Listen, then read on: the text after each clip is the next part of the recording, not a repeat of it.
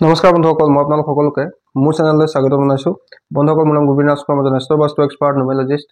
বন্ধুসকল, আপোনালোকৰ সুবিধাৰ্থে মই চেনেলটোত বাস্তুৰ সম্পৰ্কে, সংখ্যাতত্বৰ সম্পৰ্কে, জ্যোতিষৰ সম্পৰ্কে, তাৰ লগতে আপোনালোকৰ বিভিন্ন সমস্যাৰ সমাধানৰ উপায়সমূহৰ সম্পৰ্কে আলোচনা কৰি থাকোঁ। গতিকে যদিহে আপোনালোকৰ মোৰ চেনেলৰ ভিডিঅ'সমূহ চাই ভাল লাগে, অনুগ্ৰহ কৰি মোৰ চেনেলটো ছাবস্ক্ৰাইব কৰিব, ভিডিঅ'সমূহ লাইক কৰিব, কমেণ্ট কৰিব আৰু যিমান পাৰে শ্বেয়াৰ কৰিব। বন্ধুসকল, আজি মই আপোনালোকৰ লগত আপোনালোকৰ ঘৰৰ সুখ সমৃদ্ধি বৃদ্ধিৰ কাৰণে, আপোনালোকৰ সৰ্বাংগীন উন্নতিৰ কাৰণে এটা অত্যন্ত শক্তিশালী বাস্তু উপায় সম্পৰ্কে ক'বলৈ আগবাঢ়িছোঁ। বন্ধুসকল, এই বাস্তুৰ উপায়টো মই বহুজন ক্লায়েণ্টক দিছোঁ, তেওঁলোকে ইয়াৰ পৰা ভাল ফল লাভ কৰিছে। তেওঁলোকৰ ফিডবেক লৈ মই আজি আপোনালোকক এই উপায়টো সম্পৰ্কে ক'বলৈ আগবাঢ়িছোঁ। বন্ধুসকল, এই যিটো বাস্তুৰ উপায় সম্পৰ্কে মই এতিয়া ক'ম আপোনালোকক, এই উপায়টো একেবাৰে সহজ, বিশেষ টকা পইচা খৰচ নকৰাকৈ অতি সহজে আপোনালোকে এই উপায়টো কৰিব পাৰিব। বন্ধুসকল, আমি যদি জীৱনত সৰ্বাংগীন উন্নতি কৰিব বিচাৰোঁ, আমি যদি বিচাৰোঁ আমাৰ সকলো মনৰ ইচ্ছাবিলাক সোনকালে পূৰ্ণ হওক, জীৱনলৈ বাধা বিঘিনি সমস্যা নাহিবৰ কাৰণে আমি আমাৰ ঘৰৰ বাস্তু সদায় সঠিককৈ ৰখাটো অত্যন্ত জৰুৰী। ঘৰৰ বাস্তু আমাৰ উন্নতিৰ কাৰণে, আমাৰ মনৰ ইচ্ছা পূৰ্তিৰ কাৰণে অত্যন্ত জৰুৰী। গতিকে আমি সদায় যেতিয়া ঘৰ নিৰ্মাণ কৰোঁ, তেতিয়া আমি ঘৰৰ বাস্তুৰ ওপৰত ধ্যান দিব লাগে। বাস্তুৰ ওপৰত আমাৰ ঘৰৰ সুখ সমৃদ্ধি উন্নতি বহু পৰিমাণে নিৰ্ভৰশীল হৈ থাকে। আমি যদি ভুল দিশত কিটচেন, টয়লেট, পানীৰ বৰিং বা মেইন গেটখন স্থাপন কৰি থওঁ, তেন্তে আমাৰ জীৱনলৈ কিছুমান আনৱান্টেড সমস্যা আহি থাকে। এটা সমস্যা শেষ হয় আৰু এটা ষ্টাৰ্ট হয়। গতিকে মই সকলোকে ৰিকমেণ্ড কৰোঁ যে সকলোৱে বাস্তু অনুসৰি ঘৰ নিৰ্মাণ কৰিব লাগে।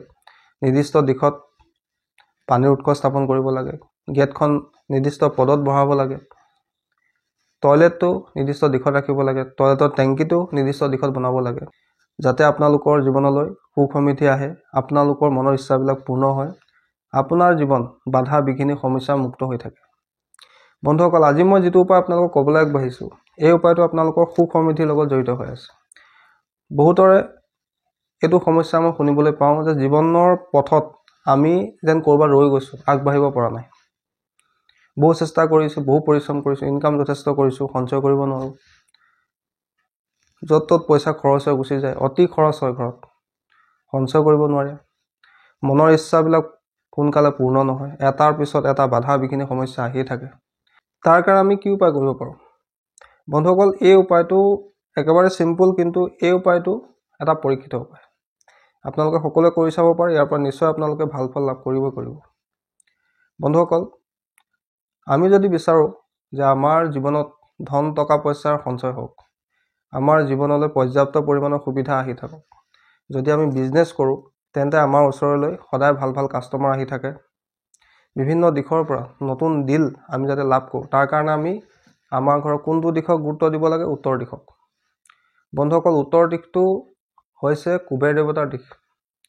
উত্তৰ দিশটোৰ গ্ৰহ হৈছে বুধ গ্ৰহ, যি ট্ৰেডিং আৰু কমাৰ্চৰ কাৰক, কমিউনিকেশ্যনৰ কাৰক, মাৰ্কেটিঙৰ কাৰক, কাষ্টমাৰৰ কাৰক। গতিকে আমি যদি আমাৰ জীৱনত অপৰচুনিটি নাই, কিন্তু আমাৰ বিজনেছত কাষ্টমাৰ সংখ্যা দিনক দিনে কমি গৈ আছে, ভাল ভাল কাষ্টমাৰ আমি লাভ কৰা নাই, ভাল ডিল আমি লাভ কৰা নাই, তেন্তে আমি নিজৰ ঘৰৰ উত্তৰ দিশটো চোৱা উচিত। উত্তৰ দিশত কিবা বাস্তু দোষ আছে নেকি? বা উত্তৰ দিশত আমি ৰেড পেইণ্ট কৰি থৈছোঁ নেকি? ৰঙা ৰং কৰি থৈছোঁ নেকি? উত্তৰ দিশত আমাৰ টয়লেটটো নাইতো, উত্তৰ দিশত আমি কিটচেন নিৰ্মাণ কৰা নাইতো। এইখিনি কথা আপোনালোকে ধ্যান দিয়া উচিত। যদি আপোনাৰ ঘৰত উত্তৰ দিশত কোনো ধৰণৰ বাস্তু দোষ নাই, কিন্তু আপোনাৰ ব্যৱসায়ত দিনক দিনে লোকচানৰ ফালে গতি কৰিছে, কাষ্টমাৰ সংখ্যা দিনক দিনে কমি গৈ আছে, তাৰ কাৰণে আপোনালোকে এটা সৰু উপায় কৰিব পাৰে, একেবাৰে এটা সৰু উপায় কৰিব পাৰে। এই উপায়টো আপোনালোকে যিকোনো দিনত কৰিব পাৰে, যিহেতু বাস্তুৰ উপায় কৰাৰ কোনো নিৰ্দিষ্ট দিন নাথাকে, আপোনালোকে যিকোনো বাৰতে উপায়টো কৰিব পাৰে। কিন্তু মই ৰিকমেণ্ড কৰোঁ, যদি আপোনালোকে এই উপায়টো কৰে, তেন্তে কোনোবা বুধবাৰৰ দিনা কৰিব, নহ'লে আপোনালোকে কোনো শুক্ৰবাৰৰ দিনা কৰিব। কি কৰিব লাগে বন্ধুসকল? আপোনালোকে আপোনাৰ ঘৰৰ উত্তৰ দিশত কুবেৰ দেৱতাৰ এখন চিত্ৰ বা কুবেৰ দেৱতাৰ এটা পিতলৰ মূৰ্তি আপোনালোকে উত্তৰ দিশত ৰাখি থ'ব। বন্ধুসকল, আপোনালোকে আপোনাৰ ঘৰৰ উত্তৰ দিশত কুবেৰ দেৱতাৰ এটা মূৰ্তি, পিতলৰ মূৰ্তি হ'লেও হ'ব, বা কুবেৰ দেৱতাৰ এখন চিত্ৰ উত্তৰ দিশত লগাই ৰাখিব। কিয়নো বন্ধুসকল, উত্তৰ দিশটো কণ্ট্ৰল কৰা গ্ৰহটো হৈছে বুধ গ্ৰহ, আৰু এই উত্তৰ দিশৰ দিকপাল হৈছে কিন্তু কুবেৰ দেৱতা, যাক ধনৰ সংৰক্ষক বুলি কোৱা হয়।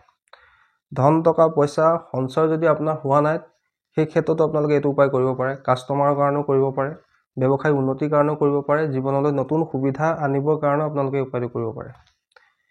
তাৰ লগতে আৰু এটা আপোনালোকে উপায় কৰিব, উত্তৰ দিশত আপোনালোকে যদি পাৰে কোনো মাটিৰ পাত্ৰত মানে মাটিৰ চাকি হ'লেও কোনো আপত্তি নাই, মাটিৰ চাকিত আপোনালোকে ডালচেনি আপোনালোকে নিশ্চয় দেখিছে, ডালচেনি আপোনালোকে ৩-৪ টুকুৰা ডালচেনি আপোনালোকে মাটিৰ পাত্ৰত ৰাখি আপোনাৰ ঘৰৰ উত্তৰ দিশত ৰাখি থৈ দিব।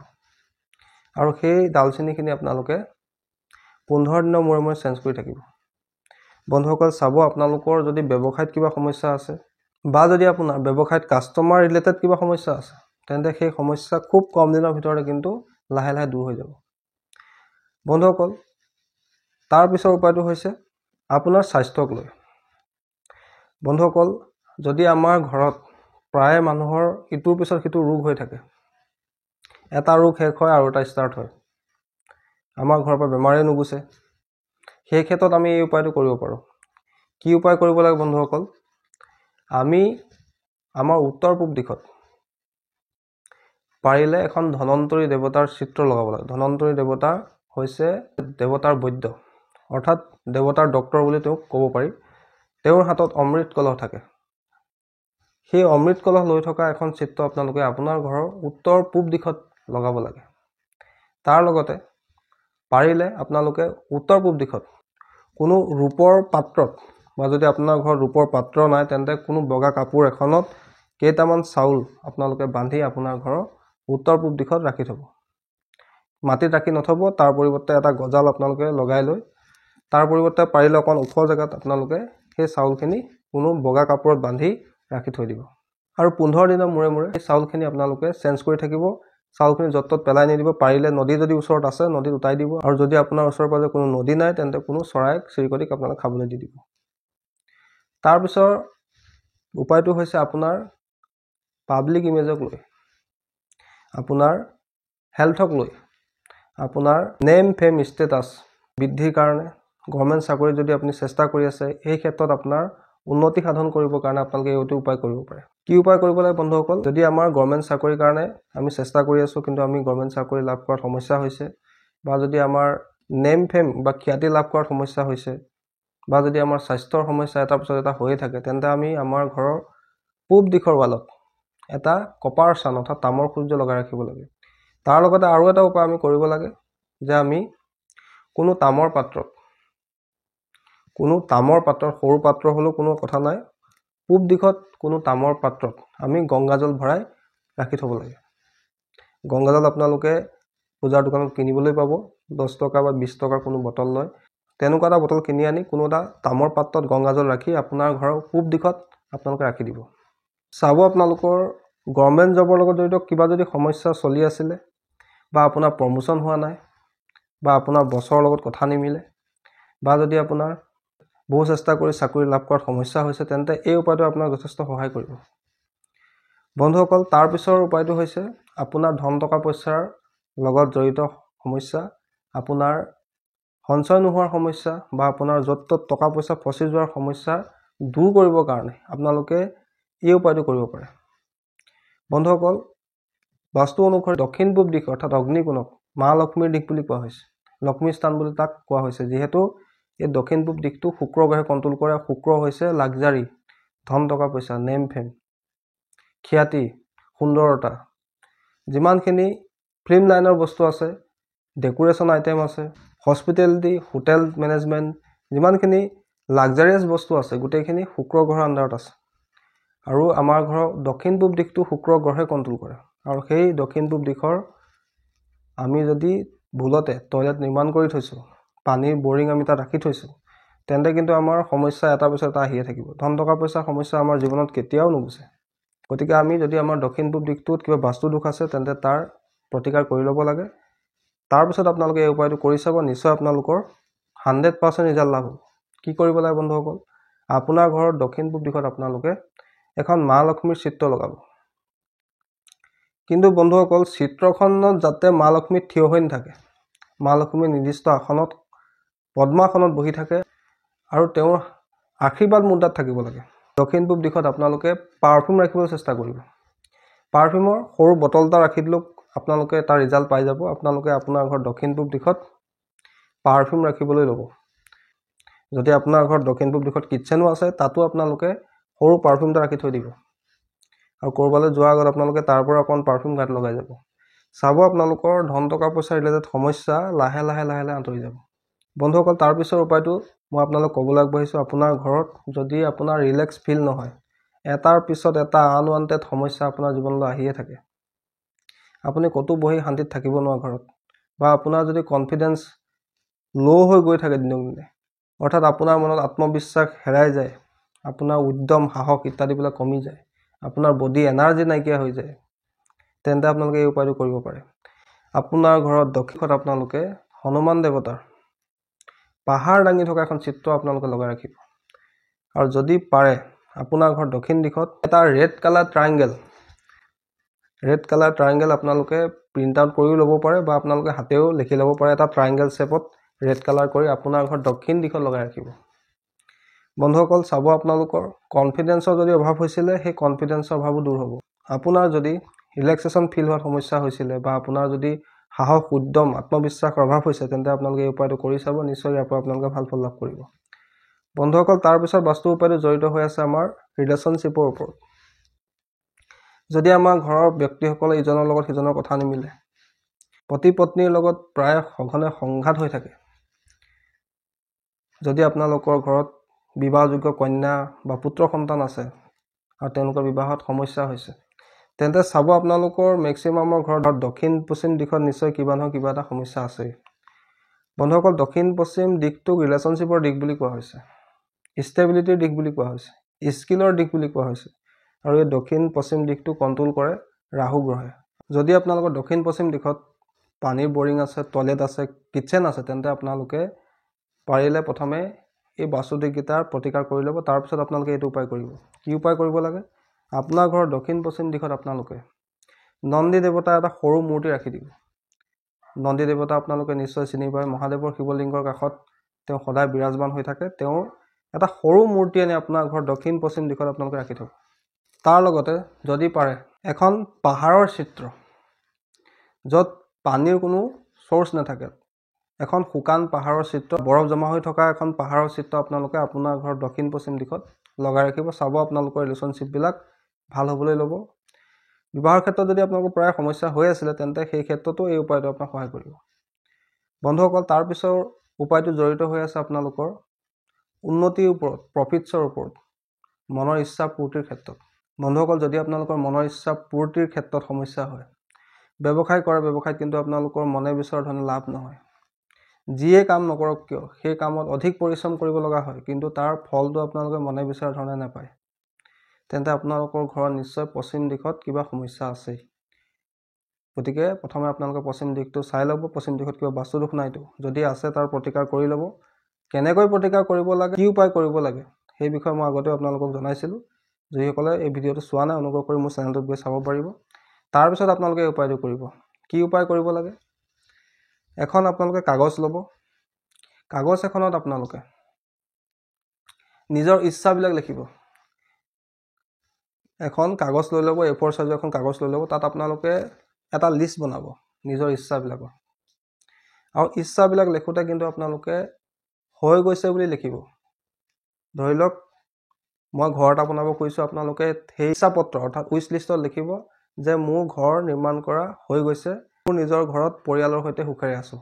অৰ্থাৎ আপুনি যি উইচ লিখিব প্ৰেজেণ্ট টেন্সত লিখিব, অৰ্থাৎ মোৰ ইচ্ছা পূৰ্তি হৈ গৈছে বুলি লিখিব। হ'ব লাগে বুলি নেলিখিব, হৈ গৈছে বুলি লিখিব।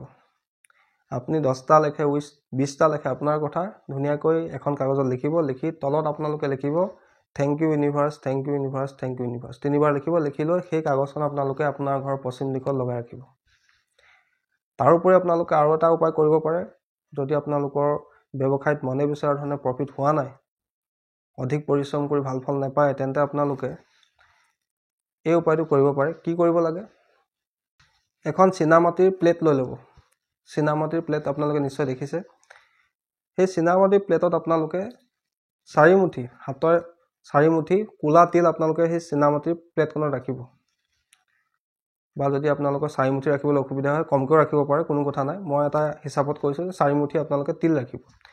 তিল ৰাখি এটা সৰু মিঠাতেলৰ বটল আপোনালোকে সেই তিলখিনিৰ ওপৰত ৰাখি থিয়কৈ ৰাখি থৈ দিব, আৰু সেই তিলখিনি আপোনালোকে প্ৰতি মাহে মাহে চেঞ্জ কৰি থাকিব। আৰু যদি পাৰে তাত কেইটামান কেঁচা বাদাম কেইটামানো আপোনালোকে ৰাখি দিব। চাব আপোনালোকৰ মনৰ ইচ্ছাবিলাক দ্ৰুত গতিত পূৰ্ণ হ'বলৈ ল'ব। অধিক পৰিশ্ৰম কৰি যি ফল লাভ নোহোৱাৰ সমস্যা আছিলে সেই সমস্যাও দূৰ হ'ব। একেবাৰে এটা সহজ উপায় আপোনালোকে কৰি চাব, নিশ্চয় ইয়াৰ পৰা আপোনালোকে ভাল ফল লাভ কৰিবই কৰিব। বন্ধুসকল, তাৰ পিছৰ দিশটো হৈছে উত্তৰ পশ্চিম দিশ। উত্তৰ পশ্চিম দিশটোৱে কি কণ্ট্ৰল কৰে? উত্তৰ পশ্চিম দিশটোৱে আমাৰ ছাপোৰ্ট ছিষ্টেমটো কণ্ট্ৰল কৰে। আমাক কাৰ পৰা ছাপোৰ্ট লাগে?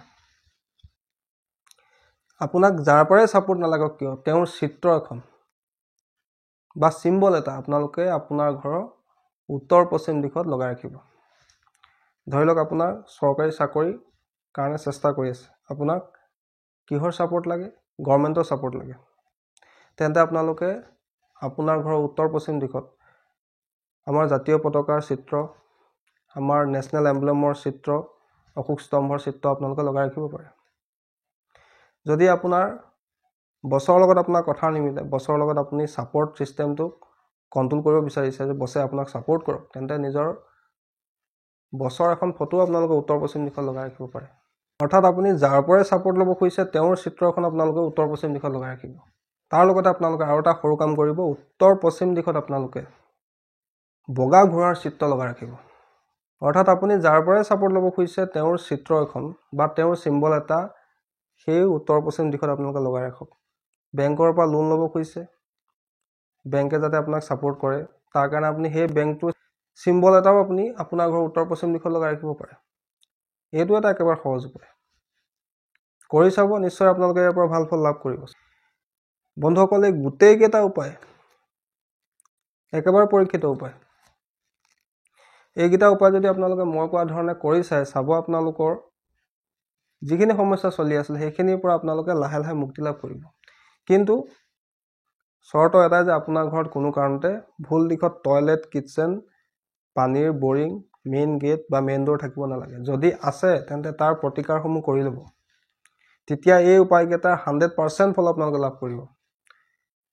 যদি আপোনালোকৰ ভুল দিশত অলৰেডি কিটচেন, টয়লেট, পানীৰ boring, main gate, main door ইত্যাদিবিলাক আছে, তেন্তে তাৰ প্ৰতিকাৰ কেনেকৈ কৰিব লাগে সেই বিষয়ে অলৰেডি মই ভিডিঅ' বনাই চেনেলটোত আপলোড কৰি থোৱা আছে। যিসকলে চোৱা নাই অনুগ্ৰহ কৰি চাই ল'ব, আৰু সেইমতে আপোনালোকে ভিডিঅ' চাই উপায়খিনি কৰি ল'ব।